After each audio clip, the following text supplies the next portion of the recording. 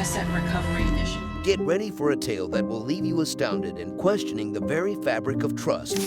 Today, we delve into the astonishing true story of a man who dared to rob an entire country. Buckle up, because the audacity of this heist will leave you breathless. Have you ever wondered what it takes for someone to orchestrate a financial scam so massive that it leaves a whole nation reeling? How does a person born on a small Malaysian island rise to become one of the most wanted criminals in the world? And just how much power does money truly hold over us? Meet Jho Low, a Malaysian-born mastermind who orchestrated a web of corruption that would rock the foundations of an entire nation. With a thirst for power and an insatiable appetite for luxury, Jho Low set his sights on the One Malaysia Development Berhad, or 1MDB, a state-owned investment fund. Using his charm, connections, and stolen funds, Jho Low infiltrated the elite circles of Hollywood and international finance. He rubbed shoulders with A-list celebrities, wined and dined with the rich and famous, all while funding his extravagant lifestyle with money meant for the betterment of his own people. But how did Jho Low pull off such a massive heist? It all started with his ability to create the appearance of success and wealth. Jho Low developed a character that would open doors to unimaginable wealth from his early days at prestigious boarding schools through his time at the renowned Wharton University. Jho Low's networking talents drew the attention of powerful people, including members of the Saudi royal family. With their help, he founded the Winton Group, which would serve as the perfect front for his fraudulent actions. Jho Low's scheme was devious and intricate. He conspired with high-ranking Malaysian authorities and 1MDB insiders to divert billions of funds into his own pockets. Jho Low lived a lavish lifestyle with his newfound money. Private planes, luxury boats, and expensive parties were part of his daily life. He also sponsored Hollywood blockbusters like The Wolf of Wall Street, which ironically represented the wrongdoing he created. But as the phrase goes, every empire crumbles, and Jho Low's was no exception. The 1MDB crisis began to unravel in 2015, showing the scope of his wrongdoing. Investigations were initiated, and the world stood in awe as the truth about the guy who stole from a whole country was revealed.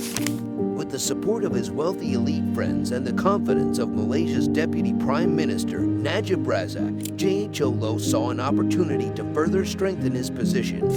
Malaysia's government was looking for partners for a huge building project to help the country's economy. Jho Low realized he might acquire project funding by using his contacts in the Middle East.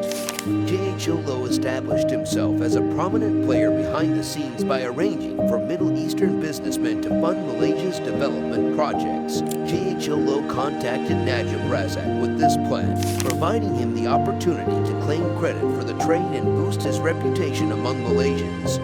Najib regarded it as a win-win situation and immediately accepted the proposal. Jho Low did not stop there. He went over and above to become a part of Najib's family, purchasing costly jewelry for Najib's wife and even paying for their daughter's college tuition. This increased his power and control over Najib's trust. Jho Low noticed a wonderful chance when Najib Razak became Malaysia's Prime Minister in 2009. To assist move Malaysia's economy ahead, he suggested the formation of a sovereign wealth fund, the One Malaysia Development Berhad, or 1MDB. While the apparent goal of the 1MDB fund was to help the country's economy and generate employment, Jho Low had other plans. With Najib's confidence and power, he obtained complete control of the fund, hiring devoted employees who would carry out his every command. Within months, Jho Low found the perfect opportunity to execute his first heist. He brokered a deal with Petro-Saudi, a joint venture in the oil industry, and convinced Najib to transfer $1 billion from the 1MDB fund. However, instead of sending the full amount to the joint venture, Jho Low diverted $700 million to a shell company he owned called Goodstar Limited. Jho Low cleverly manipulated the situation by claiming that the money sent to Goodstar Limited was part of a debt payment related to the joint venture. In reality, Goodstar Limited existed solely as a front for Jho Low's personal gain. With the funds safely in his control, Jho Low had just executed a multi-million-dollar heist. Jho Low's careful planning, networking, and positioning had finally paid off. He had skillfully maneuvered himself into a position of power, surrounded himself with faithful followers, and was capable of siphoning off huge sums of money for his own advantage. Jho Low began a whirlwind of extravagance and excess with cash stolen from the 1MDB fund. He lived an extravagant life, purchasing boats, homes, and sports cars. He even bought a prestigious Beverly Hills hotel. Jho Low's nights were spent partying nonstop and rubbing elbows with the affluent and famous. He blew millions of dollars on private planes, drink, and gambling. Celebrities and models were paid large sums of money to attend his extravagant events. Jho Low's network increased as he skillfully exploited his stolen wealth to get close to Hollywood celebrities. He paid celebrities hundreds of thousands of dollars only to appear at his events. Even the most famous celebrities couldn't resist the appeal of his extravagant spending. Jho Low's events, despite their glitz and glamour, were not without controversy. Some participants thought they were superficial, a display of wealth and position. Nonetheless, Jho Low's fame grew, giving him the nickname Panda among his closest friends. Jho Low's ambition to live the Hollywood lifestyle prompted him to finance Red Granite Pictures, a production firm. He even contributed to the production of The Wolf of Wall Street, starring Leonardo DiCaprio. Many people were struck by the irony of using stolen money to fund a film about excess. Jho Low's involvement expanded beyond parties and films. He acquired a stake in EMI Music Publishing and joined advisory boards, solidifying his presence in the media industry. His ultimate goal was to build a legitimate and profitable business empire. However, it became evident that Jho Low's insatiable desire for more wealth and extravagance led him down a dangerous path. Despite his attempts to legitimize his fortune, he couldn't resist the temptation to steal again. Jho Low, the architect behind the 1MDB affair, picked Goldman Sachs, believing that the reputation of a Wall Street titan would lend credence to his ideas. He targeted Tim Lesnar, head of Goldman Sachs Asia division, and went to tremendous efforts to win him over. Jho Low arranged an extravagant trip for Tim Lesnar, complete with a private jet and a meeting with one of the world's wealthiest sheikhs. Jho Low disclosed his genuine aims during this trip to have Goldman Sachs aid 1MDB in generating additional money through bond sales. Jho Low realized they needed the reputation of a large Wall Street bank like Goldman Sachs to make the power plant acquisitions look more appealing to investors. They came up with a strategy in which Goldman Sachs would issue and sell bonds on behalf of 1MDB.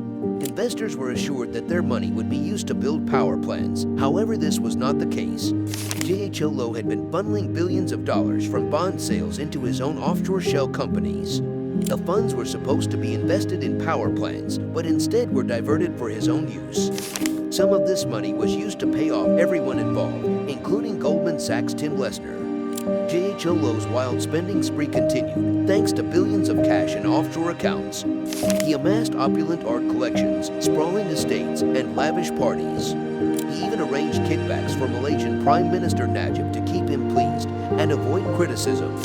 Meanwhile, Goldman Sachs collected almost $600 million in fees and earnings from these bond transactions, a huge increase from previous years. Critics contend that Goldman Sachs must have been aware of the suspicious nature of the transactions, but opted to ignore them in return for an enormous payout. Jho Low used a variety of tactics to conceal his illegal operations. He opened bank accounts with phony company names that resembled actual businesses, making it impossible to suspect him. He also used layering tactics to move funds between offshore accounts, concealing the actual source of the funds. Jho Low took advantage of the fact that government transactions received less attention from auditors and banks. He was well aware that the lack of openness in government money would make it more difficult to trace down the stolen billions. A total of $4.5 billion was allegedly stolen from 1MDB. Jho Low handled the Malaysian-created fund as his own bank account. Despite being aware of the fund's suspicious nature, Malaysian Prime Minister Najib felt it would bring investment and growth to the country. As public criticism grew, it became clear that Jho Low's power stretched beyond financial exploitation. His sponsoring of political campaigns and events was intended to keep Malaysian Prime Minister Najib Razak on his side. However, the stolen funds used to support these endeavors simply added to 1MDB's debt. In 2015, a whistleblower leaked emails to the press, shedding light on Jho Low's intricate scheme. The revelations triggered public outrage, leading to mass protests in Malaysia. Citizens demanded Najib's resignation due to his involvement in the 1MDB fund. However, Najib remained defiant, believing the issue would blow over before the next election. Jho Low realized his actions were catching up with him and went into hiding in 2015. Despite living a luxurious yet isolated life, he still faced the consequences of his actions. His relationship with Miranda Kerr ended, adding to his growing isolation. In May 2018, Najib suffered a shocking election defeat, marking the first regime change in Malaysia's history. Attempting to flee the country, he was stopped by protesters at the airport. Najib claimed he was leaving for a golf trip, but authorities soon discovered massive amounts of cash, jewelry, and luxury goods in his possession. Najib's arrest revealed the extent of his corruption. He was convicted of multiple crimes and sentenced to 12 years in prison, though he is currently appealing the verdict. Meanwhile, he remains part of the representative arm of the government. Jho Low, on the other hand, disappeared. Some reports suggested he sought refuge in China, possibly residing in a villa owned by a high-ranking Chinese party official. Though he tried to maintain a low-key lifestyle, sightings at a Victoria's Secret party hinted at his continued desire for the extravagant lifestyle he once enjoyed.